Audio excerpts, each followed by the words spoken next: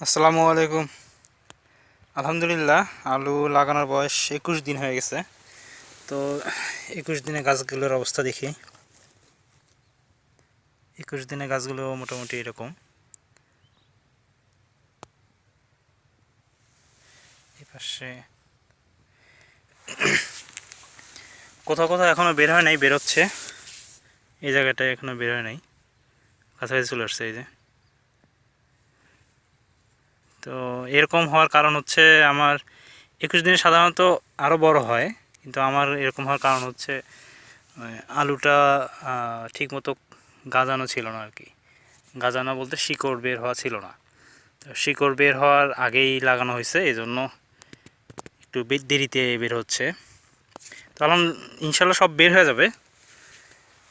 তো 2টা সেচ দেওয়া হয়েছে অলরেডি।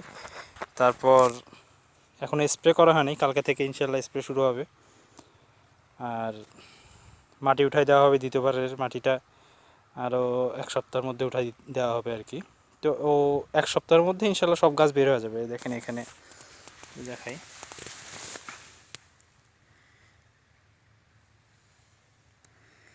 আলহামদুলিল্লাহ চেহারা ভালো আছে গাছের, কিন্তু এখনও সবগুলো গাছ বের হয় নাই।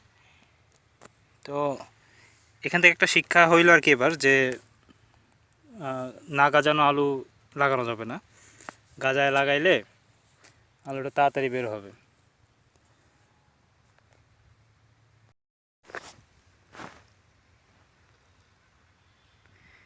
এইটা হচ্ছে ঘাসের জমিটা, যেটা ঘাস নষ্ট করে আলু করলাম। তো এটাতে দেখেন আবার একটু বেশি আগাছা বেরিয়েছে, কিন্তু আলু মাশাআল্লাহ এটাতে বড় বড় হয়েছে আলুর গাছগুলো। এইটা ওই এর আগে যে জমিটা দেখাইলাম ওইটার 2 দিন পরে লাগানো, তারপরেও দেখেন যে এইটার আলুর গাছগুলোই বেশি বড় হয়েছে। তো ওইটা যদি 21 দিন হয়, তাহলে এইটার বয়স হইতেছে আপনার 19 দিন। আলহামদুলিল্লাহ এই গাছগুলা ভালো হয়েছে আর কি। আর এই পাশে আছে হচ্ছে আমার কোরাজন।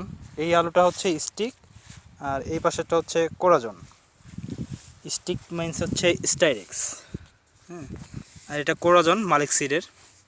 আমি কার্টুন আনছিলাম 3টা কার্টুন, সেই কার্টুনের আলু। তো এটা আলহামদুলিল্লাহ ভালোই গাছ বের হয়েছে এবং সুস্থ সবল গাছ। দেখা যাক আর কি। এটা আমাদের এদিকে এখন পর্যন্ত কেউ করে নেই, আমি প্রথম।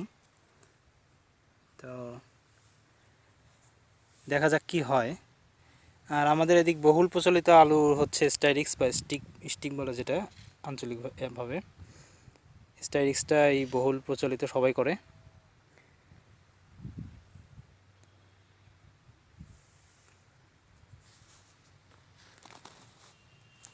তো আজকে এই পর্যন্তই। সবাই ভালো থাকবেন, সুস্থ থাকবেন। আমার আলুগুলোর জন্য দোয়া করবেন। আসসালামু আলাইকুম।